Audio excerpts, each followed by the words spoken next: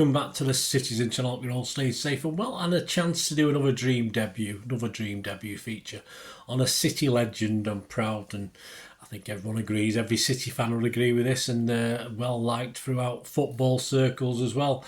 We're going to look at a debut today. Let's face it, he is a true City legend, a football legend, and the story behind his arrival at City at the dawn of something very, very special, of course. And we're talking, of course, Tony Buck, and his City debut took place on the 20th of August 1966. I wasn't there because it was down south, but I'm fairly sure I was there for his first main road game anyway, followed quickly after. Well, this one was at the Dell, yes, one of the great old grounds, the Dell, home of Southampton, of course. One of those good old-fashioned, weird shaped. If you ever see it back on TV, guys, if you ever watch any highlights from the Dell, certainly from the 60s, 70s, even later when it was regenerated, if you like, its different size stands were a sight to behold. Never got a chance to go there, unfortunately. Right, it's Tony Buck though we're interested in, and some background. He became known as the Cinderella Man, a name given to him at the time by sports journalists. This was due to his late arrival to league football, just before the age of 29, and then his arrival in the top tier of football itself, of course, with Manchester City, just days before his 31st birthday. And of course, a club he will serve many, many years.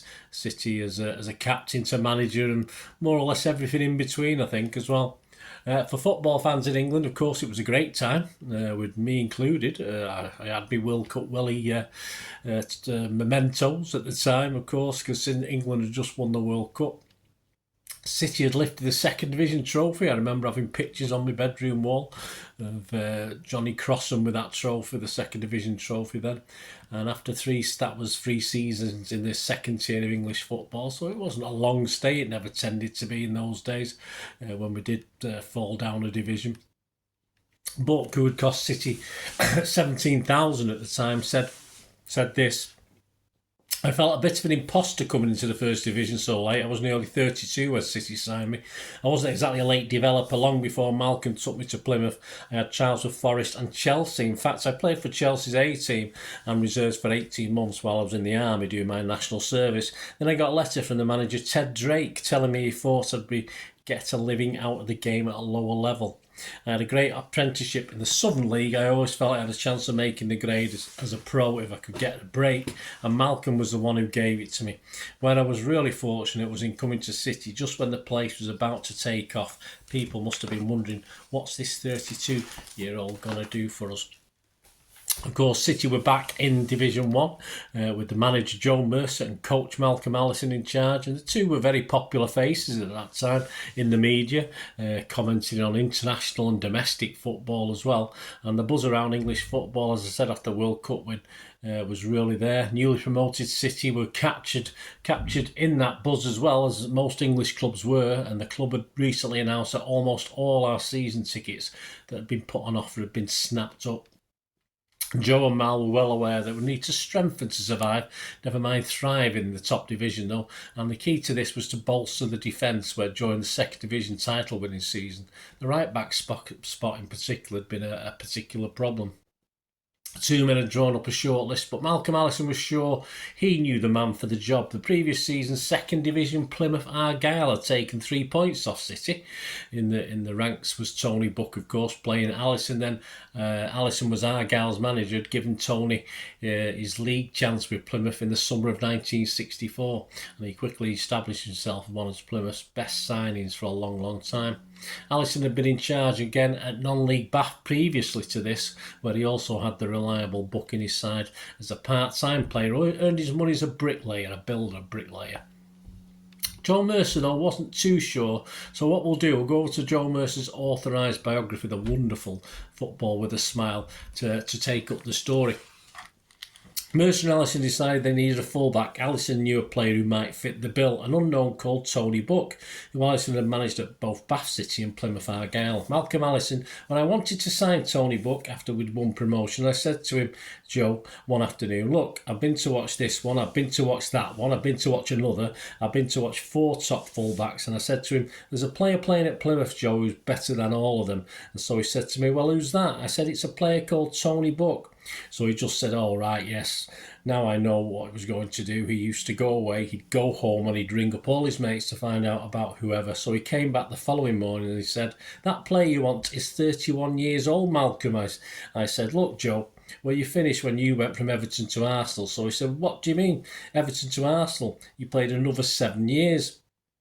So he just laughed, and then we signed Tony, and he did a great, fabulous job for us. He was a Footballer of the Year when he was about 35, a great player.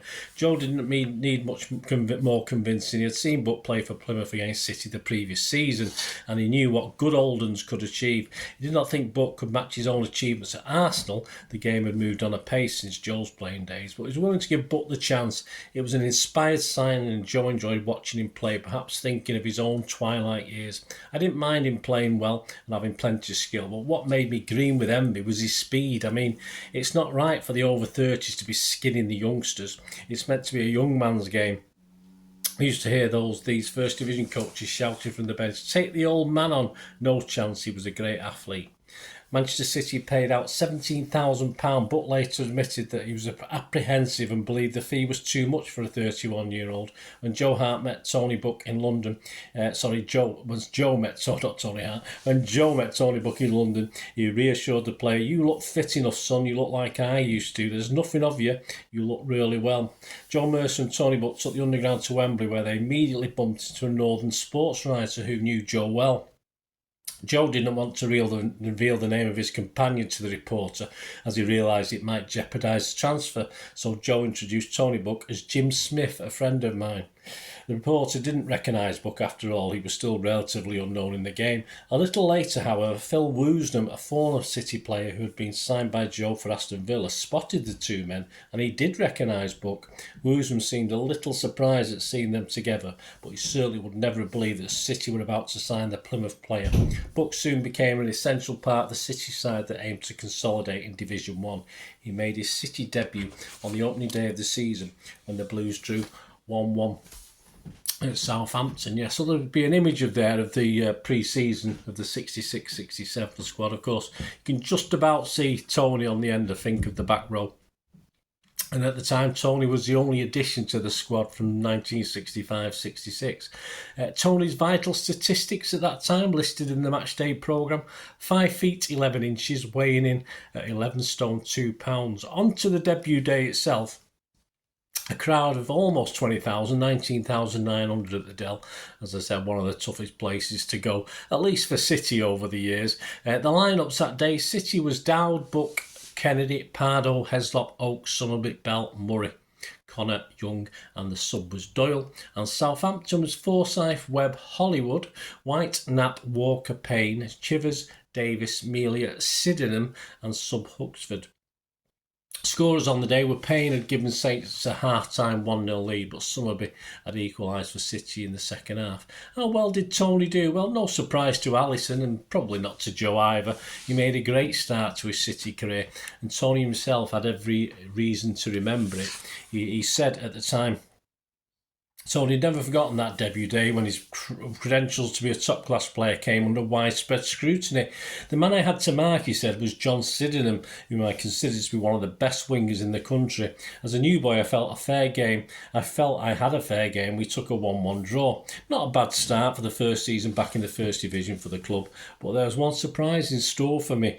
Being a new boy and a little naive at the time, I fell for the confidence trick. Our skipper, Johnny Crossan, told me that the Manchester Evening News writer of our games, Peter Gardner, was naming me as Monday's man, the star rating on a Monday evening feature which the paper ran at the time. That part was quite accurate, but Johnny also told me I'd be receiving a £50 award if I was for being chosen. In those days it was an awful lot of money. I waited for weeks for the prize to arrive, then the penny dropped. There weren't any cash awards. I've been taken for a ride.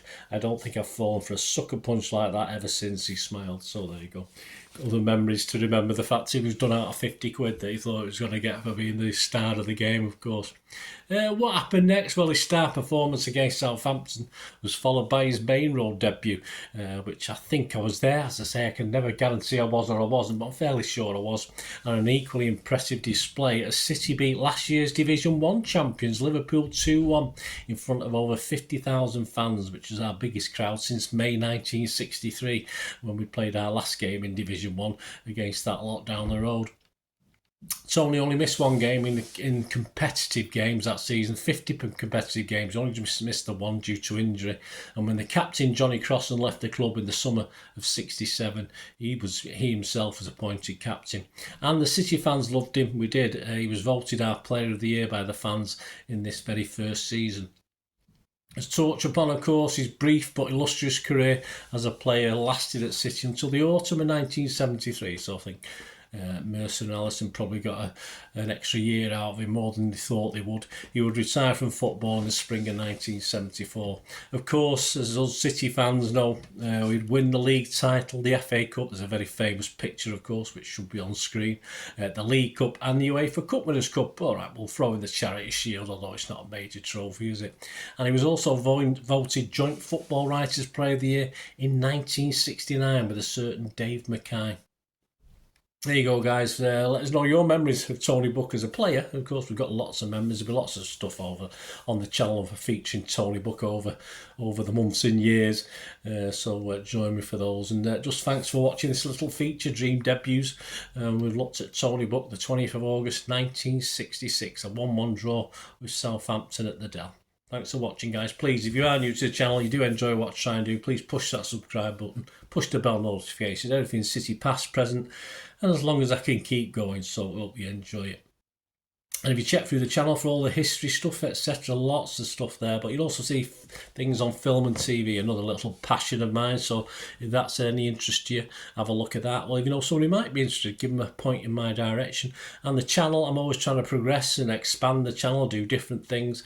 If you've any interest as an individual or an organisation of sponsoring the channel or supporting me as any way as an individual or a firm, please do so. Get in touch with me. Get in touch with me through the message system on YouTube, of course, and we can have a chat and see what I can do for you as well.